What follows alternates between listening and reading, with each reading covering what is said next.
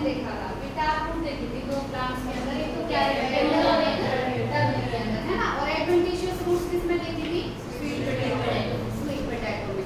अब ये tap root और जो एडवेंटिशियस रूट है ये कैसी हो गई थी? स्वेल हो गई है ना, मोटी हो गई थी। किसके लिए? क्यों हुआ इनमें मॉडिफिकेशन?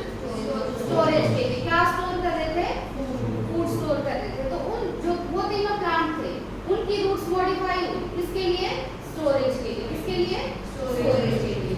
अब नेक्स्ट टाइप के रूट्स है क्रॉप रूट्स। कौन सी रूट्स हैं? Crop roots. बैंगन ट्री देखा है तुम लोगों ने, है ना, उसकी रूट्स यूं लटकती रहती है ना, तो उन रूट्स का नाम क्या है? Crop roots. अब क्रॉप रूट्स जो है वो लटक रही होती है बैंगन ट्री के ऊपर, हैंगिंग स्ट्रक्चर है, और इनका काम क्या है? सपोर्ट प्रोवाइड करना। क्या है इन रूट्स का काम? सपोर्ट प्रोवाइड करना। नॉर्मली रूट्स का काम क्या होता है? वाटर और मिनरल्स का अब्जॉर्प्शन करना, लेकिन यहाँ पे रूट्स मॉडिफाई हो गई हैं। क्या काम करने के लिए? सपोर्ट प्रोवाइड करने के लिए। जैसे उनमें स्टोरेज के लिए था, इनमें यहाँ पे किस लिए मॉडिफाई हो गई? सपोर्ट प्रोवाइड करने के लिए। और इन रूट्स का नाम क्या है? Crop roots. तो क्रॉप रूट्स कौन से प्लांट में होती हैं? बैंगन ट्री में। क्यों होती हैं? सपोर्ट प्रोवाइड करने के लिए। ठीक है, तो ये एक मॉडिफिकेशन है रूट का। नॉर्मली ऐसा नहीं होता। किस वजह से हुआ ये? मॉडिफिकेशन प्रोवाइड करने के लिए। और क्या, कौन सा मॉडिफिकेशन है? सपोर्ट के लिए। ठीक है, उसके बाद नेक्स्ट रूट है स्प्लिट रूट्स।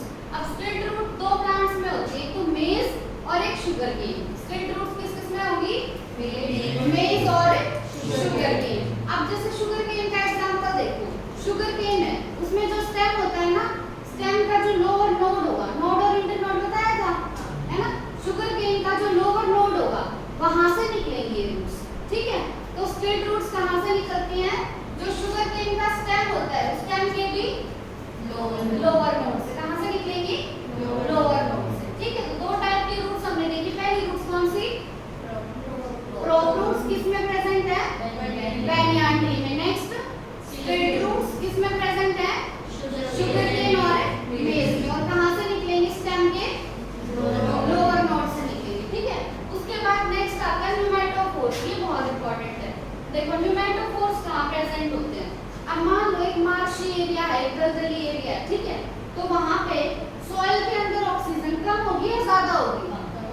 कम होगी ना सॉइल के अंदर ऑक्सीजन, तो रूट्स रेस्पायर कैसे करेंगी? नहीं कर सकती ना रेस्पिरेशन। तो इसीलिए प्लांट की रूट्स में मॉडिफिकेशन की जरूरत पड़ी।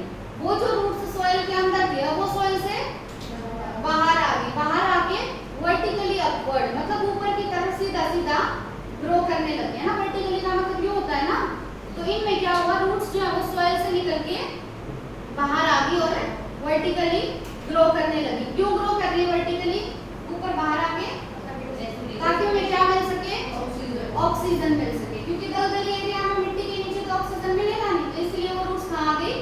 बाहर आ गई। तो न्यूमेटोफोर्स जो है, न्यूमेटोफोर्स क्या है? एक टाइप की रूट्स है। क्या है न्यूमेटोफोर्स?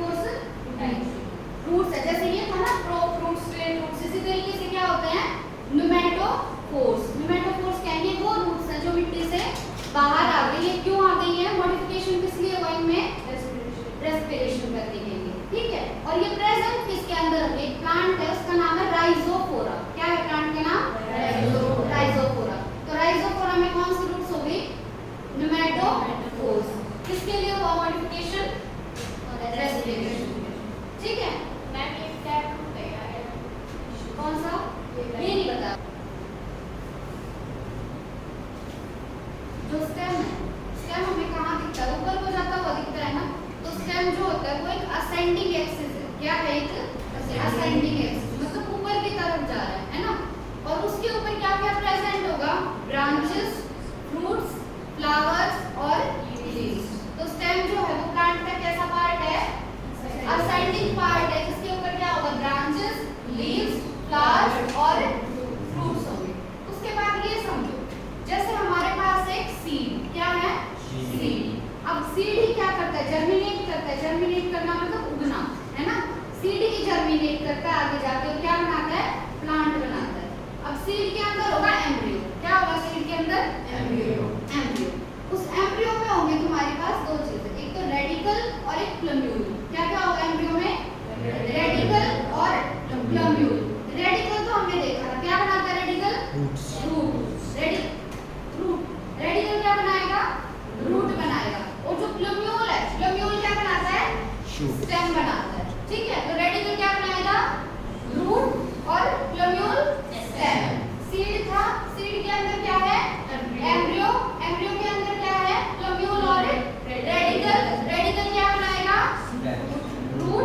और प्लूम्यूल स्टेम बनाएगा। अब स्टेम के ऊपर तुम्हें दो चीजें मिलेंगी, एक तो नोड और एक इंटरनोड। क्या क्या है स्टेम के ऊपर? नोड और इंटरनोड। ये जो तो मैंने डॉट बनाई ये तो क्या है? नोड, और नोड के बीच का एरिया इंटरनोड। ठीक है, लिख लिया सबने इतना? और वो लिख देती हूँ। तो कल टैप रूट्स बताया था मॉडिफिकेशन के लिए, उसमें एग्जांपल क्या क्या थे? दो तो कल बता दिए थे, कौन कौन से? कैरेट और टर्निप। एक और बताया जो डायग्राम में एनसीईआरटी में, वो क्या है? एस्पैरागस। इनमें क्या मॉडिफिकेशन हो रहा है? इनकी रूट्स जो है वो सेल के क्या बना दिया उन्होंने? फूड स्टोरेज का काम कर रही है, है ना? एक तो नोड और एक इंटरनोड। नोड जो होता है स्टेम का वो एरिया होता है जहां से क्या निकलेगी? लीव्स निकलेगी। तो नोड कौन सा एरिया है जहां से क्या निकलेगी? लीव्स निकलेगी। और इंटरनोड क्या है? दो नोड के बीच का एरिया।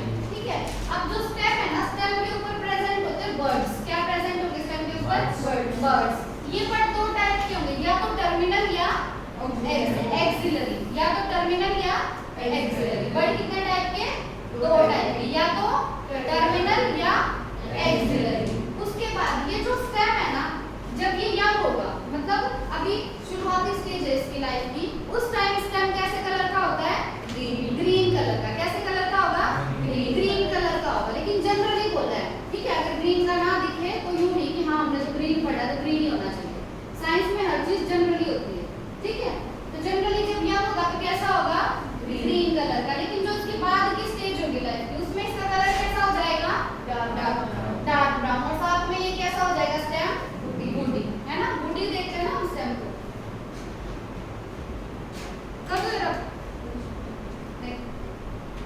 अब हमें स्टेम के फंक्शंस देखते हैं।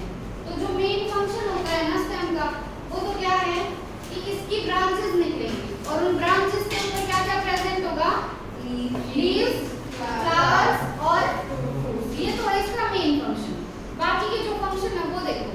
अब नॉर्मली वाटर और मिनरल्स को जमीन से कौन खींचता है? नॉर्मली रूट्स खींचती हैं ना। तो मेन काम तो वाटर और मिनरल्स को खींचने का किसका है? रूट्स का। लेकिन कई स्टेम जो है वो भी ऐसा काम करते हैं, जो क्या करेंगे? कंडक्ट करेंगे किस को? वाटर को, मिनरल्स को और फोटोसिंथेसिस को। कंडक्ट करने का मतलब है कि पूरे प्लांट तक पहुंचा देंगे इसको, ठीक है। अब फोटोसिंथेसिस क्या होता है वो देखो। फोटोसिंथेसिस होता है, अब फोटोसिंथेसिस से जो भी बनेगा उसको क्या बोलेंगे? फोटोसिंथेट। क्या बोलेंगे? फोटोसिंथेट। तो स्टेम का जो काम है वो क्या है? वाटर को, मिनरल्स को और फोटोसिंथेट्स को कंडक्ट करना, ठीक है। नेक्स्ट क्या है? Storage of food. कुछ स्टेम ऐसे हैं जो फूड को भी स्टोर कर सकते हैं। नेक्स्ट है स्टेम का और काम क्या हो सकता है? सपोर्ट प्रोवाइड करना। नेक्स्ट और क्या काम हो सकता है स्टेम का? प्रोटेक्शन प्रोवाइड करना।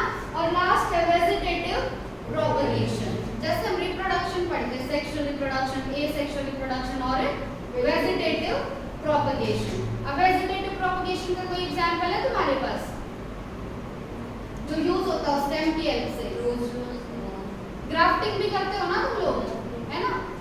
इसमें शुगर केन में भी होती ग्राफ्टिंग, कि स्टेम को काट के और फिर तुम उगा सको, है ना?